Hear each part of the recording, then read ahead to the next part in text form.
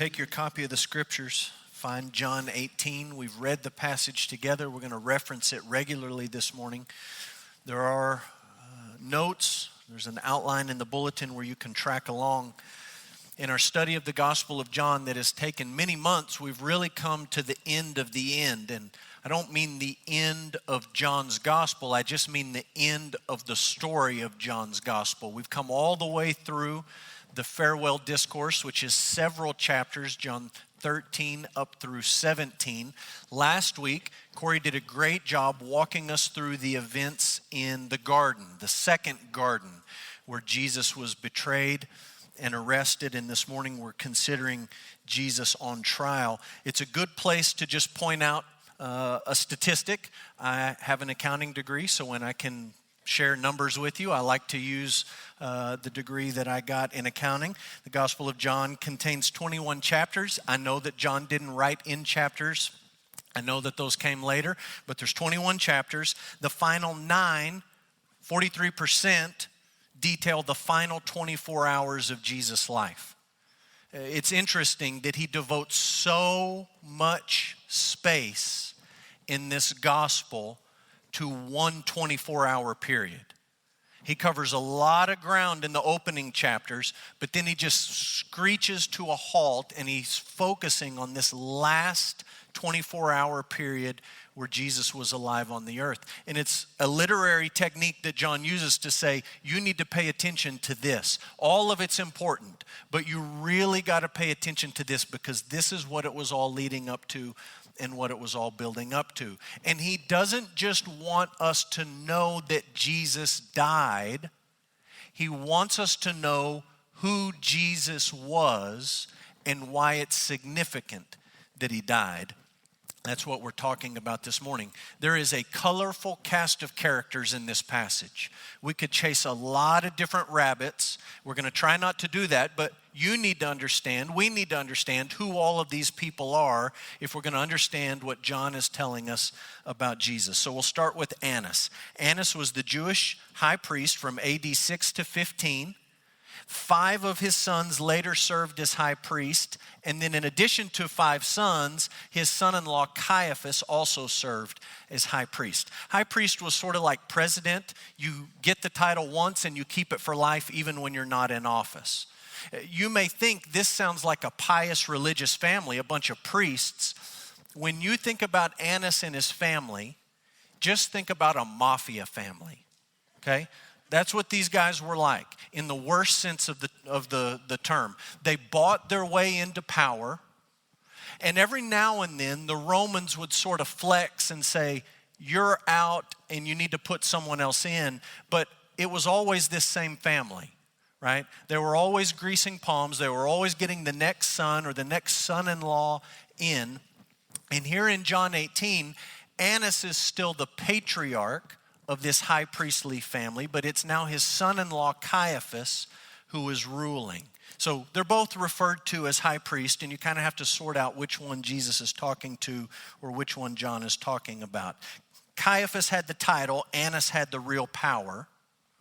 And when you think about this family, just keep in the back of your mind, this was the family that was in charge of the money exchanging in the temple. This is the family that was in charge of the animals being sold in the temple. Jesus had come in for the second time and flipped their tables over and ran everyone out. They were not about to let a carpenter from Nazareth mess up their high priestly empire. That's Annas and Caiaphas. Next, Pilate. Pilate ruled over the province of Judea from AD 26 to 37. He was hated by the Jewish people and the Jewish authorities. Judea was a problematic province in the Roman Empire because they were always trying to revolt. They really weren't powerful enough to do it, but they were always planning and scheming and trying to revolt. Rome didn't like that. And so when Pilate came into office as governor of this province, he had a very clear plan. I am going to put my thumb on these people so hard, I'm going to oppress them so violently that they won't even think about revolt. So for example, when the Jewish leaders came to Pilate and they said, Mr. Pilate, we don't like those Roman images, those Roman idols being displayed in the temple precincts. Pilate said, well, let's get together and have a meeting about that. They thought, well, that's very kind of him. Showed up to the meeting. Pilate turned his soldiers loose and slaughtered everyone there. Don't even think about revolting. There came a day when Pilate needed to build a new aqueduct to provide water for the city. Rather than ask Rome for help, rather than just tax the people, he went straight to the temple. He said, open up the treasury, you're paying for it. They said, but this is temple money. It's not Roman money, it's not aqueduct money, it's temple money. And he said, hand it over. He took the money and he built his aqueduct. The Jewish people did not like Pilate. When you read about these Jewish leaders going to Pilate and acting very civil to him, you understand that they're biting their tongue. They're dealing with an enemy, Pilate, to take care of a mutual enemy, Jesus. Third, Barabbas. Literally, his name means son of the father or son of a father. There's some historical evidence, pretty strong historical evidence to suggest that his first name was Jesus. It's a very, very common Jewish name in the first century. There's other historians who say his name was Jesus Barabbas. Jesus Barabbas. John describes him here as a robber. He'd been involved in an insurrection. Most likely he was part of the zealot political party, always planning some sort of revolt against the Romans. In Roman eyes, Barabbas was a terrorist, right? We know what a terrorist is as Americans. Lots of images flood your mind. That's how the Romans saw Barabbas. The Jews saw him as a dangerous man, but as some sort of guerrilla fighter, some sort of freedom fighter, some sort of patriot, some sort of nationalists. That's Barabbas. In the midst of all those characters, and we could add Peter to the mix, but I think you're familiar with Peter, there's a carpenter from Nazareth, and all the action swirls around him. John has told us from the very beginning, this is the Word of God made flesh. It's the light of the world come into the darkness of the world. And in the middle of all this chaos, there's Jesus. And all that we read earlier, everything in John 18:12-40, for all these characters involved, it's really all about Jesus. And John is trying to make one simple point. Jesus is the Messiah. He's the Christ. Those two words go together, right? Messiah is a Hebrew word. Christ is a Greek word. Both of them literally mean the anointed one. And what John is trying to show you in this passage, with all these knuckleheads swirling around Jesus, John is trying to show you Jesus is the long-promised Messiah. He's the Christ. He's the anointed one. You'll find that title in the Old Testament a few times. But over time, that title in particular just became a catch-all for all of the hopes and all of the promises and all of the expectation and all of the anticipation that someday God would send someone to fix everything that had gone wrong. That's who the Jewish people were looking for. Just a big catch-all title for the one that God had promised to send, the anointed one, the Messiah, the Christ. This is a really remarkable passage. Like I said earlier, there's value in taking it all together. My first thought when I read it this week was, there's a bunch of dopey people mistreating Jesus in this passage. And I just couldn't get past it. I couldn't get past all the characters involved. But then the more I started thinking about it, I thought, it's not about any of these peripheral characters. Jesus is at the center of it, and it's really all about Jesus. Who is he as the Messiah? And so that's all that we're going to talk about this morning. If you were hoping, because it's Time Change Sunday, that I'd give you a funny story, something that you could laugh about, slap your knee about, something just mind-blowingly interesting, I don't have any of that. So pinch your neighbor, keep them awake. We're just going to talk about who Jesus is, because that's what John is telling us in this passage. What does John want us to know about Jesus the Messiah? truth number one, Jesus is the true high priest. He's the true high priest. The role of the high priest in Israel is very simple. The high priest's job was to talk to God, to the Lord, on behalf of Israel, on behalf of the people. That's the job of the high priest. He talks to God for the people. He represents the people to God. He represented them not just by speaking to God, but by offering sacrifices on behalf of the people. Daily sacrifices, burnt offerings, sin offerings, Passover sacrifices, the Day of Atonement sacrifice. That was the job of the high priest. He represents the people before God. He speaks to God on behalf of the people. Does that sound like what Annas and Caiaphas are doing in this passage? Not at all. John wants you to understand that they're phonies. They're frauds. They're fakes.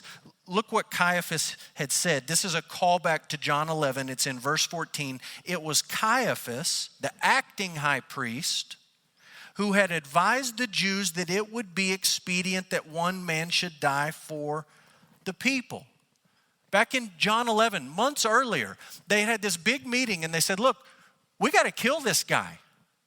If we don't do something about this guy, all the people are going to riot. Rome's going to come in here and kick us out because we couldn't keep everything under control. We've got to deal with him. And Caiaphas, the acting high priest, spoke and he raised his hand. He said, fellas, do you not understand? We could kill one guy, Jesus, and it would solve all of our problems. And then the rest of the nation doesn't have to worry about Rome coming in here and cracking skulls. They took his advice, and from that moment, John 11, they said, we're going to kill him. The Jewish leaders had resolved that Jesus had to die. We'll see in a few weeks that this plan to kill one man actually expands. But for now, they're saying we've got to kill one man so that the nation might live. Rather than talking to God on behalf of sinners, the acting high priest is playing political games and planning murder. What about Annas? You read about Annas in verse 19 to 24. Look what John tells us in verse 19. The high priest then questioned Jesus about his disciples and his teaching. You understand these aren't real questions. These aren't questions where Annas is trying to get to the root of the matter. He's trying to understand. He's open to believing that maybe God's fulfilling prophecy and promise. He's not interested in any of that. He's playing theological gotcha. Right? Doctrinal, back you in a corner and see if I can get you to say something incriminating. It's entirely beneath the dignity of the high priest. And John's just laying all of this out for your consideration. John 17. The high priestly prayer. That's not John's description of it, but it's what theologians call it. The high priestly prayer, John 17. What's Jesus doing in John 17? He's talking to God on behalf of his people. You read John 17 and you say, well, that's what the high priest ought to do. Talk to God on behalf of sinful people. Jesus is doing that. You come to John 18 and you say, well, what's the de facto high priest and the acting high priest, Annas and Caiaphas, what are they doing? They're planning a murder. And John lays it out for you to understand beyond shadow of a doubt. Annas is not the real high priest. Caiaphas might have the title. He's not the real high priest. Jesus is the true high priest. He's the one who has come to talk to God, the Father, on behalf of his people. And he's come to offer a sacrifice. This is the second truth. Jesus is the substitutionary sacrifice. In some sense, this sets him apart from the other high priests in Israel. They offered bulls and goats and lambs. Jesus isn't going to offer bulls and goats and lambs. He's going to offer himself. Verse 14, Caiaphas advised the Jews it would be expedient that one man should die for the people.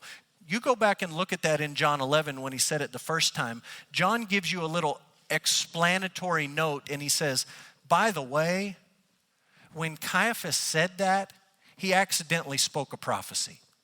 It's kind of John's way of saying a broken clock is right twice a day. Caiaphas, he wasn't right about much. But when he said this, he didn't know how right he was.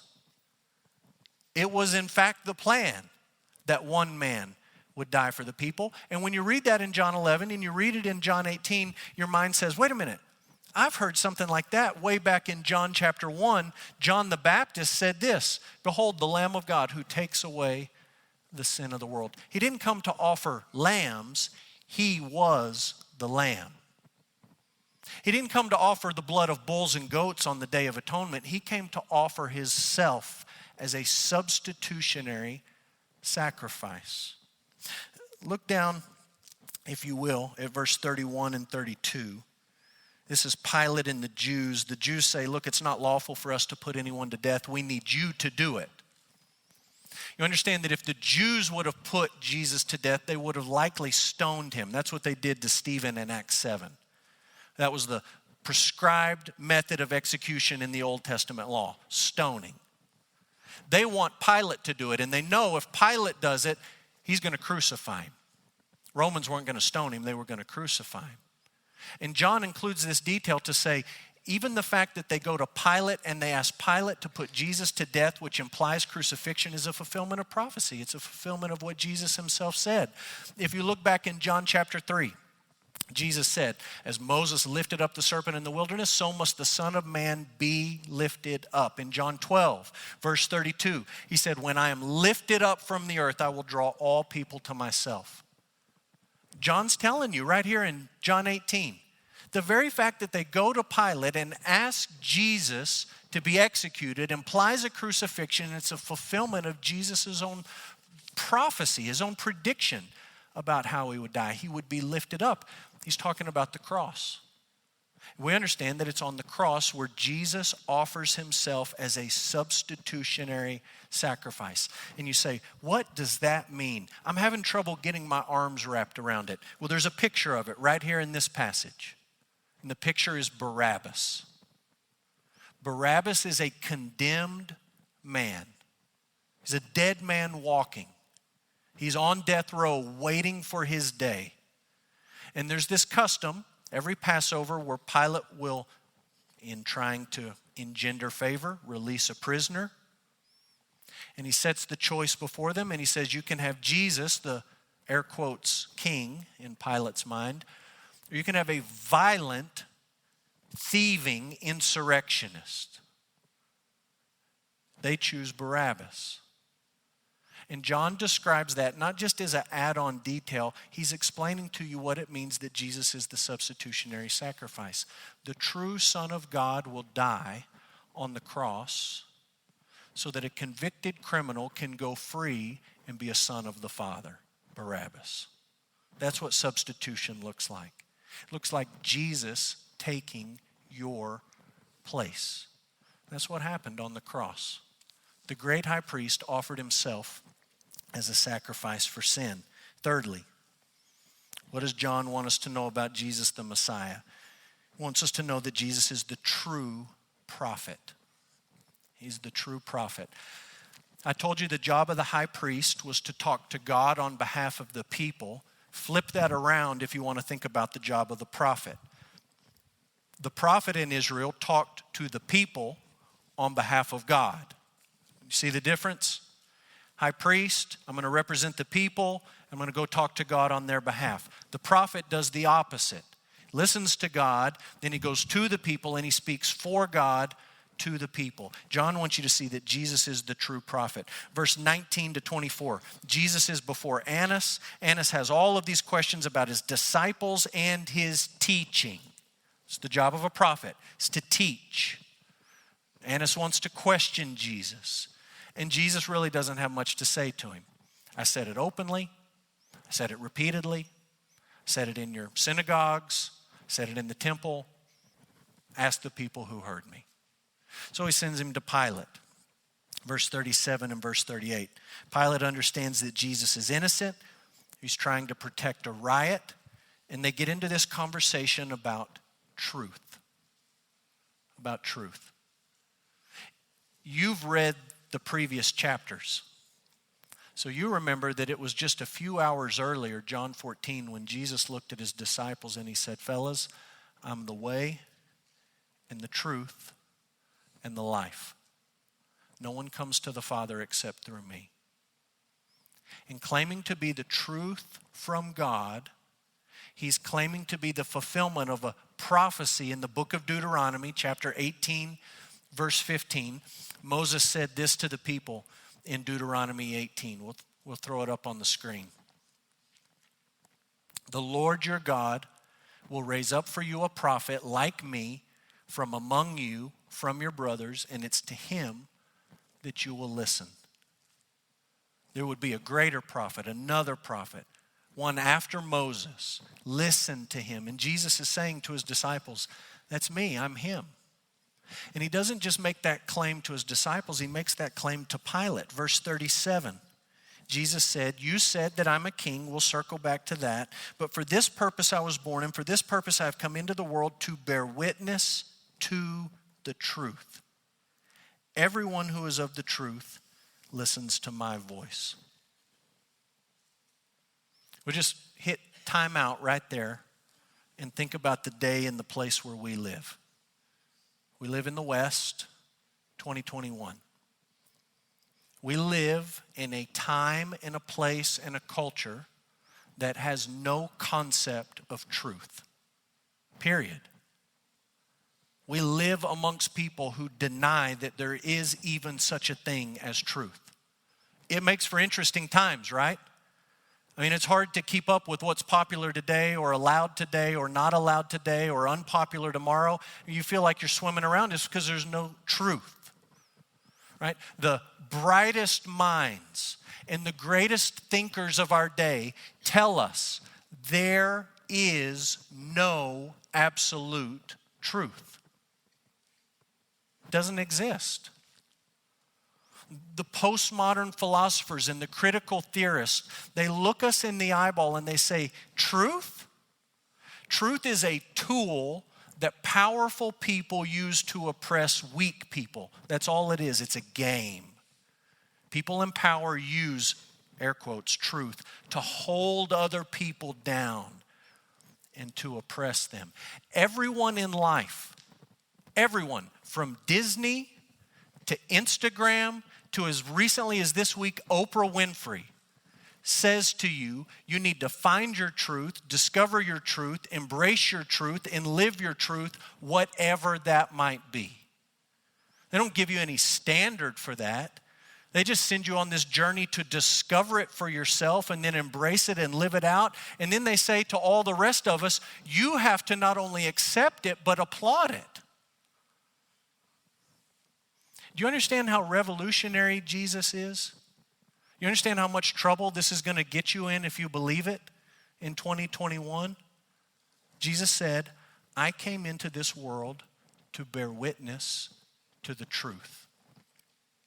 He's making at least two revolutionary claims. One, he's saying there is truth. Quit the games and acknowledge that there is truth. Secondly, it's to be found in him alone. He's the final standard. He's the way, the truth, and the life. He came to bear witness to the truth, and he says very plainly, if anyone listens to my voice, they're of the truth.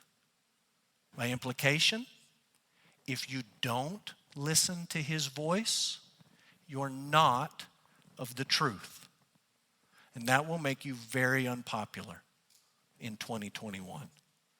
You have a choice. You have a choice.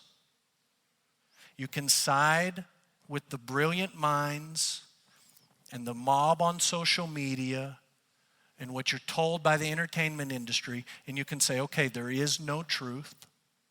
You can play the game that Pilate played in verse 38 when he says, what is truth? You can be cute with your words, or you can cross the line and you can side with Jesus and you can say, no, there is truth. And it's objective and it's unchanging and it's eternal and it's outside of us and we don't get to vote on it. It simply is. That's the choice. Pilate had to make that choice. The Jewish leaders had to make that choice. Regardless of what anyone in 2021 says, you have to make that choice. Where will I turn to find truth? He's the true prophet. Fourthly, Jesus is the true king. He's the true king.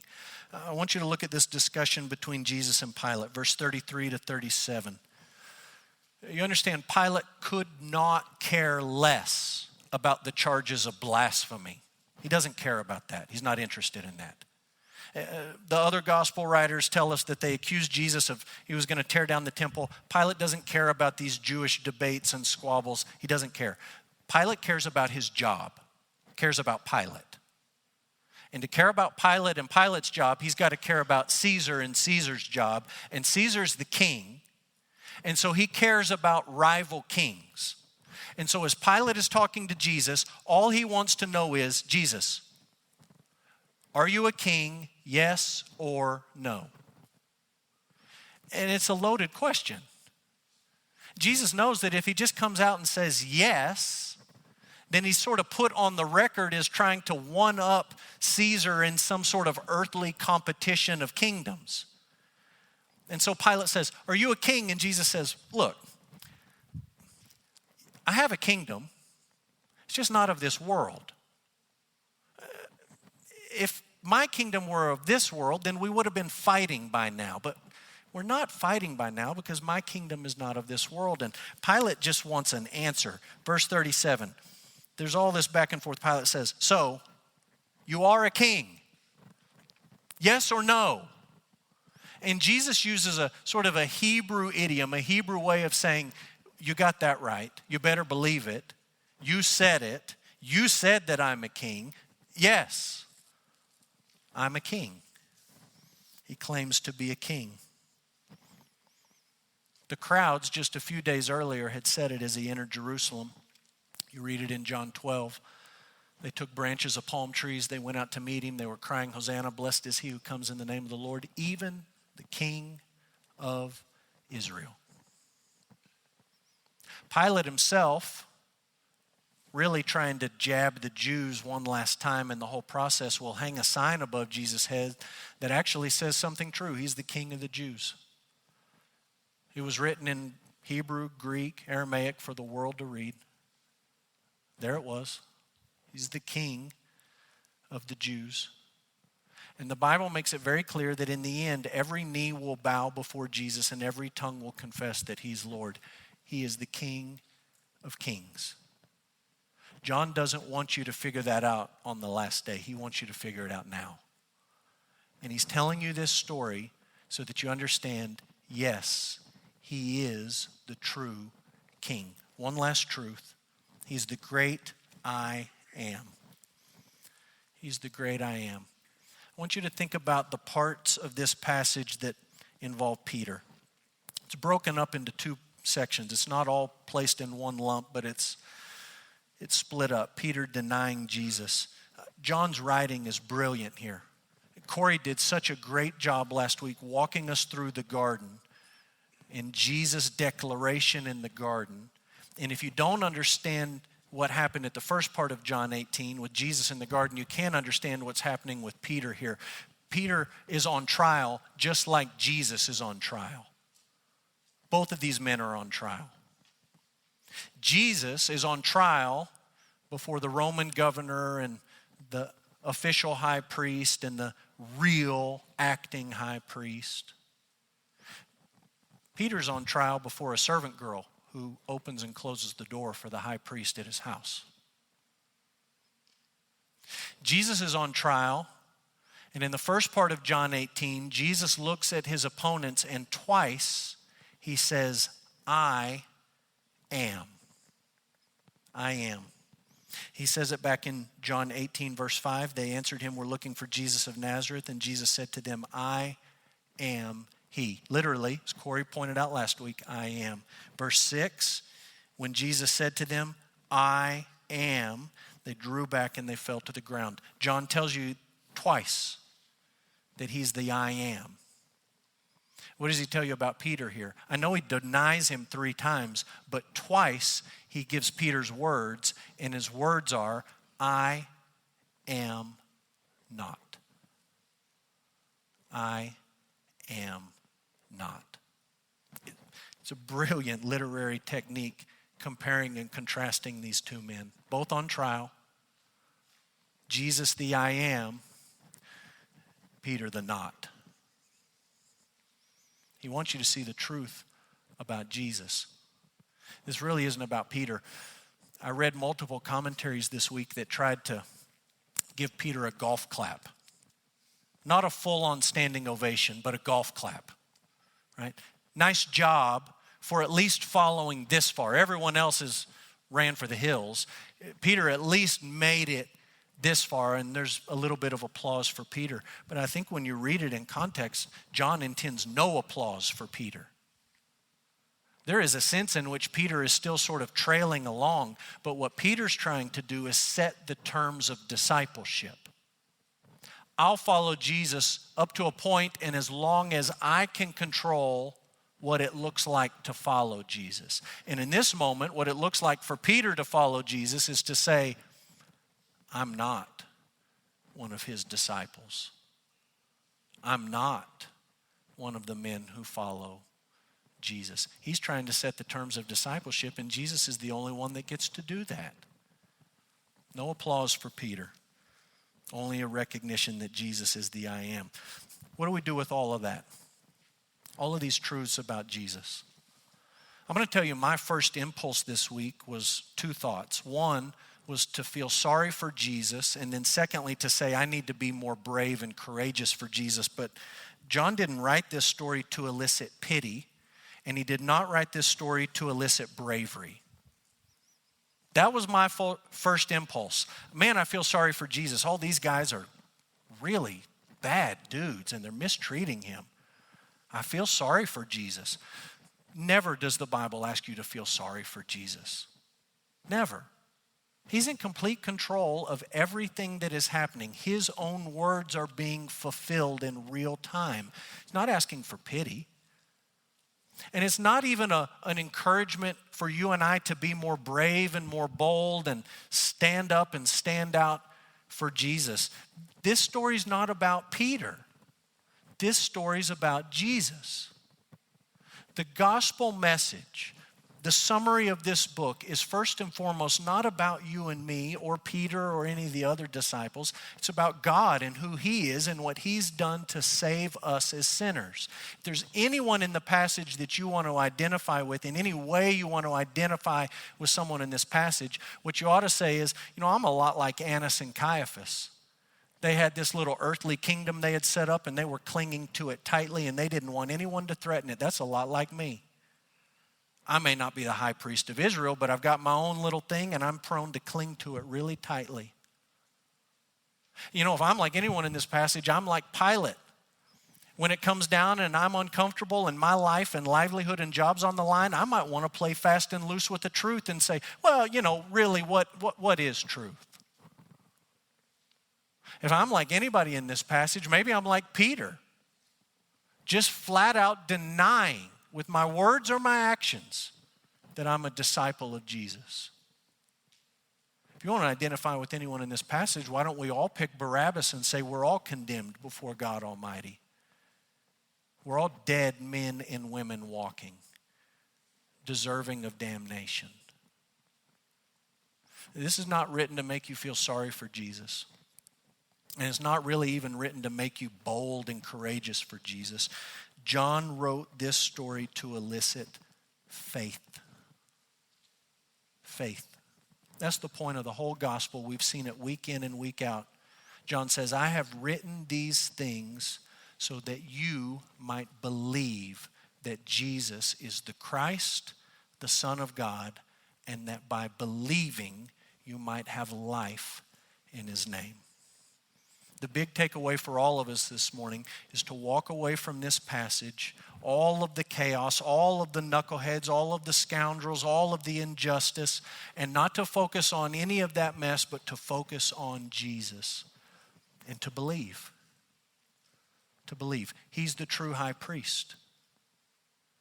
He's the one who offered himself as a substitutionary sacrifice for sinners. He's the one, as the true prophet, who defines what is true and what is not true. He's the King of kings. He's the great I am. Believe. And in believing, you have life in his name.